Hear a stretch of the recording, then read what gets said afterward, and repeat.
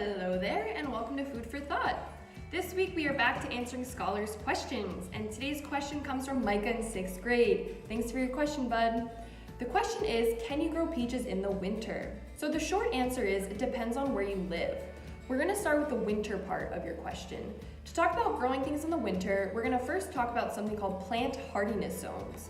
The U.S. is broken up into hardiness zones based on climates. Climate is what the weather is like in an area throughout the whole year.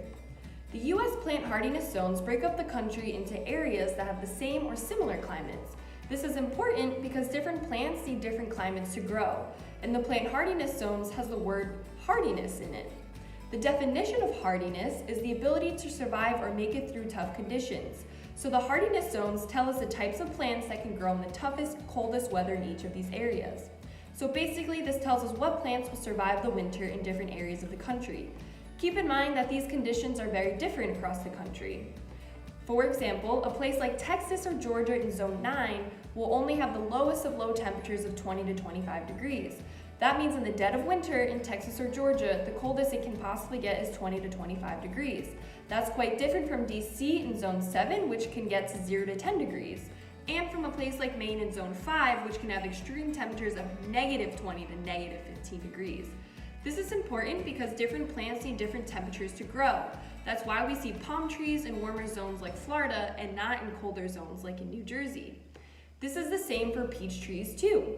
Peaches don't grow in plastic packages in the grocery store, they grow on trees.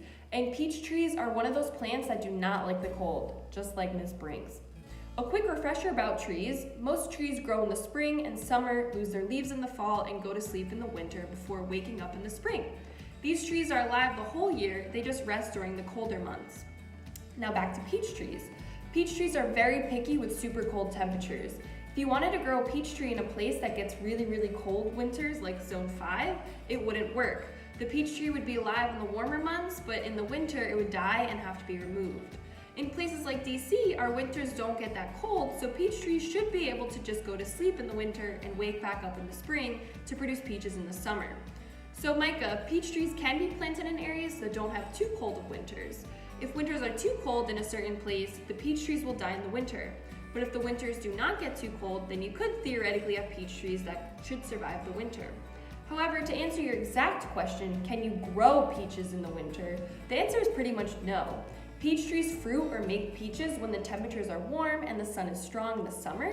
So even if you had a peach tree that survived the winter, you still wouldn't be getting peaches that you can eat until the summer. But this was a great question, Miccah, because it allows us to mention climate change.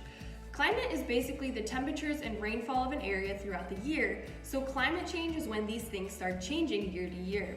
The temperature in many places around the world is getting much warmer. Before February, it was like 45 to 50 degrees here in DC, and snow is a very rare occasion now. With many places getting warmer, places might start changing hardiness zones, which means peach trees might start being able to survive in more places in the country. This is cool for us because we can grow more peaches, but this is really bad for the earth. We want our temperatures to stay at the same temperatures and climates that it's been for thousands of years, or it can have bad effects on humans, plants, and animals. But we'll talk more about climate change another time.